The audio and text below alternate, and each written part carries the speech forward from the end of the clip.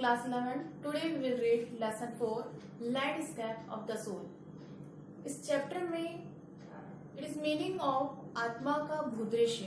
इस चैप्टर में एक वुडाउजी नाम के चित्रकारी के बारे में पुरानी कहानी बताई जाती है। जो राजा एम्परर, जो टैंग एम्परर थे जुआन जोंग, उनके आदेश पर उन्होंने एक ड्राइंग बनाई थी।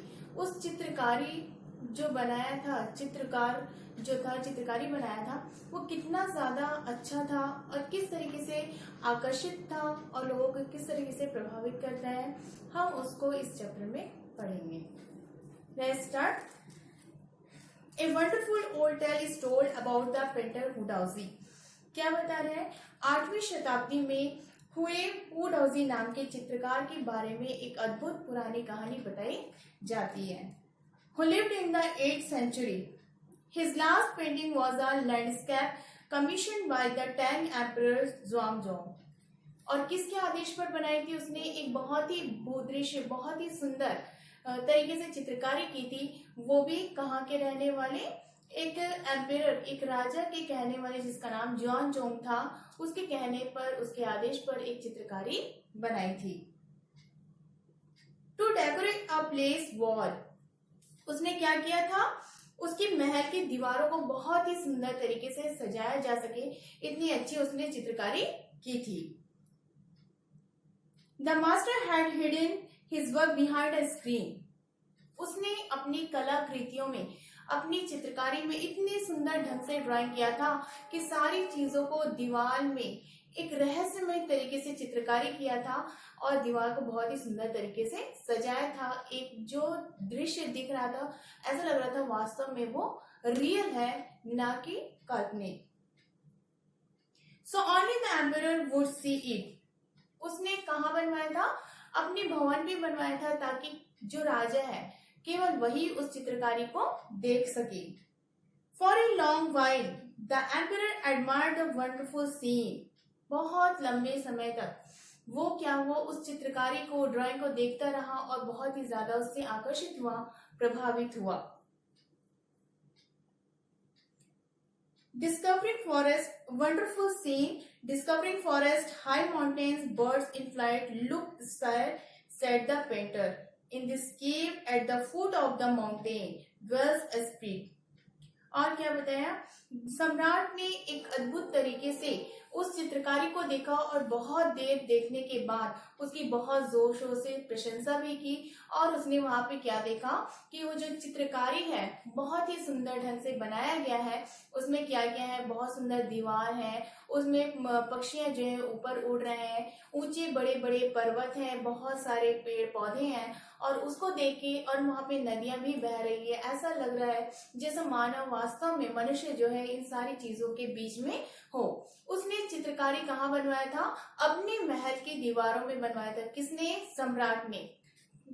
सम्राट ने जो अपनी दीवारों पर चित्रकारी बनाई थी, इसलिए बनवाया था ताकि केवल सम्राट ही उस चीज को देख सके, बाहर के लोग नहीं।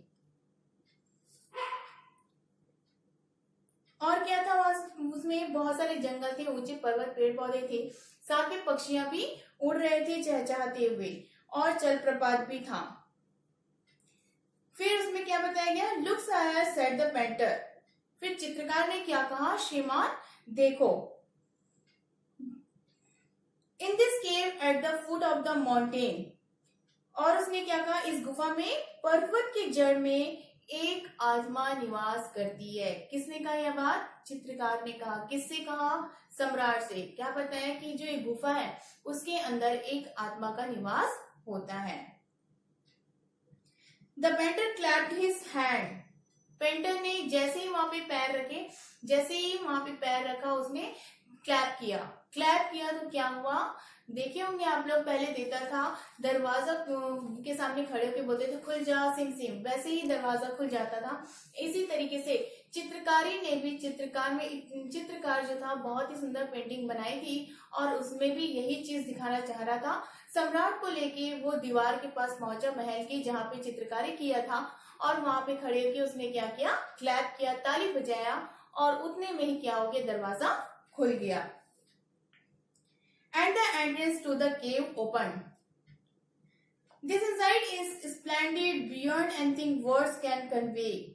और उसके अंदर जैसे ही दरवाजा ओपन हुआ, खुला, जैसे ही उसके अंदर गए, उसमें बहुत ही सुंदर दृश्य था। इतना सुंदर, इतनी सारी चीजें दिखाई दे रही थी। वास्तव में ऐसा लग रहा था मनुष्य जो चीजें रियल की होती हैं, वैसी जगह में जहाँ नदियां बह रही, जलप्रपात बह रहा है, बहुत सारे पशु पक्षियां हैं, ऐसी जगह में जाके मनुष्य खड़ा है। और वहीं पे जाके चित्रकार ने ताली बजाया और एंट्रेंस ओपन हो गया, दरवाजा खुल गया और वो बहुत ही सुंदर दृश्य किसके सामने था? सम्राट के सामने आ गया। Beyond anything words can convey. इतना सुंदर दृश्य था कि उसे शब्दों में बयां नहीं किया जा सकता था। Please let me show your majesty the way. फिर उसने क्या कहा सम्राट ने? मुझे महाराज को रास्ता दिखलाने दो। यह किसने कहा ये बात? जैसे ही द्वार खुला है ना, वे लोग अंदर गए और इतना सुंदर, इतना शानदार दृश्य था कि उन लोगों ने शब्दों में बयां कर ही नहीं सकते थे ऐसे दृश्य को। तो चित्रकार ने गुफा में प्रवेश किया और क्या कहा? महाराज को रास्ता दिखाने दो। The painter enter the cave. जो चित्रकार था वो कहाँ पे एंटर किया? गुफा के अंदर प्रवेश किया। But the entrance close behind him. जैसे ही अंदर घुसे सम्राट और चित्रकार, वैसे ही पीछे से दरवाजा अचानक से बंद हो गया। The painter entered the cave, but the entrance closed behind him, and before the astonished emperor could move or utter a word. Utter का मीनिंग होता है रुक रुक के बोलना, अटक जाना।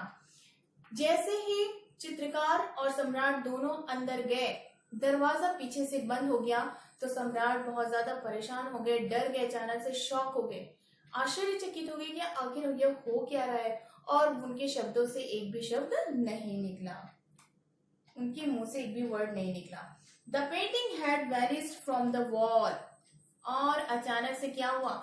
दीवार में जो पेंटिंग बनी थी वो वैनिश का मीनिंग होता है समाप्त हो जाना, हट जाना, खत्म हो जाना।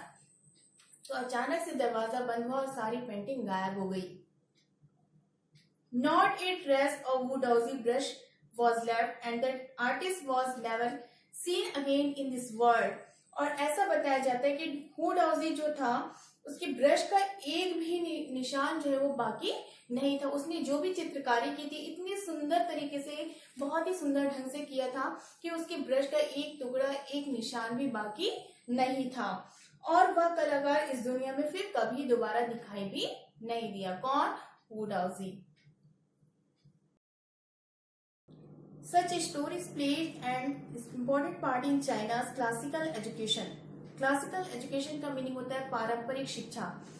और क्या बता रहे हैं कि इस प्रकार की जो कहानियों ने चीन की पारंपरिक शिक्षा में बहुत ही महत्वपूर्ण भूमिका निभाई है, बहुत ही इम्पोर्टेंट रोल अदा किया है। किसने?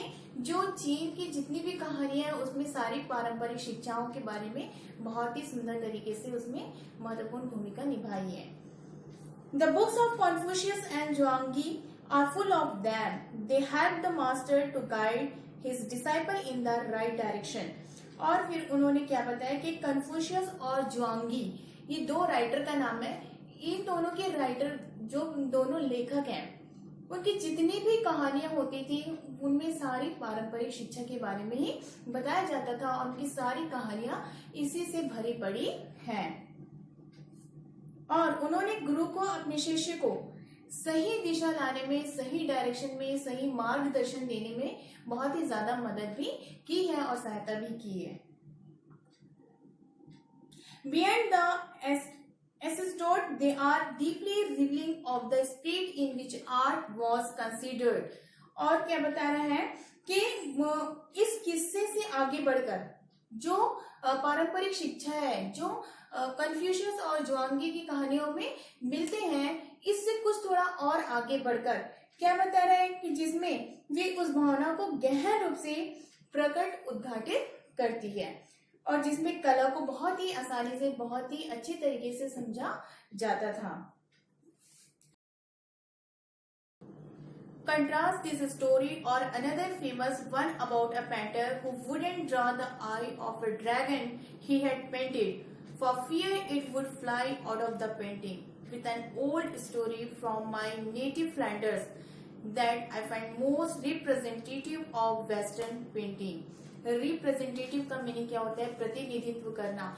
यहाँ पे क्या बता रहे हैं, जो लेखक बताना चाह रहा है कि जो चित्रकारी बनाया है, चित्रकारी किया गया है, ड्राइंग बनाया गया है, उसकी तुलना किसी और दूसरे आर्टिस्ट से करो जिसने चित्रकारी बनाया है, या और उस व्यक्ति से करो जिसने दानव की आंखें बनाई है, राक्षस की आंखें बनाई है, लेकिन उसको बिल्कुल भी डर नहीं लगा उसकी आंखें बनाने में, और उसे इस चीज का भी डर नहीं था कि जो उसकी पेंटिंग बनाई हुई है वो बाहर उड़कर जाएगी।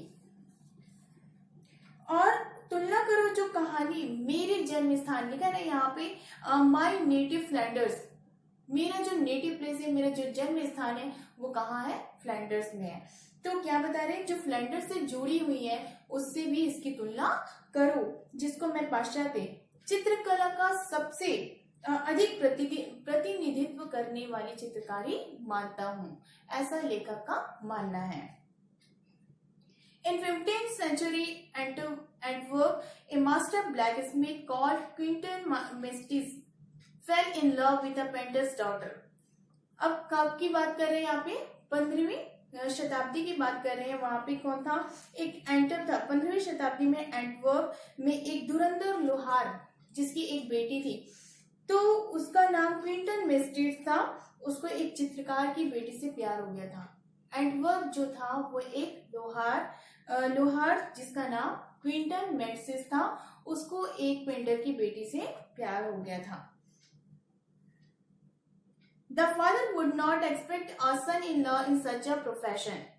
लेकिन लड़की के जो पिता थे वो बिल्कुल भी नहीं चाहते थे कि उसका जो दामाद है वो लोहार हो, बल्कि वो क्या चाहते थे? मेरे जैसा ही प्रोफेशन वाला, मेरे जैसा ही काम करने वाला मेरा दामाद हो।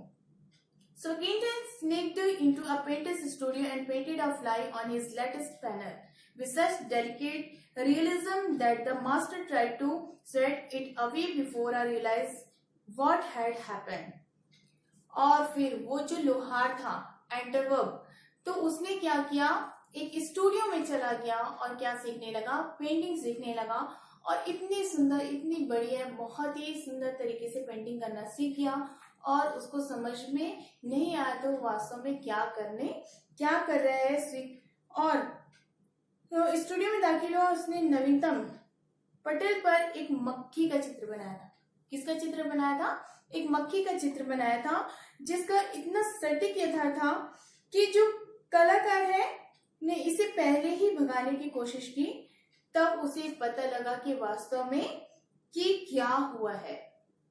जो लोहार था वह स्टूडियो में दाखिल हुआ, वहां पे उसने एक मक्खी का चित्र बनाया, और उसको देख के वास्तव में लग रहा था कि जैसे उसको पहले से ही भगाने वाला था, लेकिन चित्रकारी करने के बाद ही उसको पता चला कि वास्तव में कि क्या हुआ है।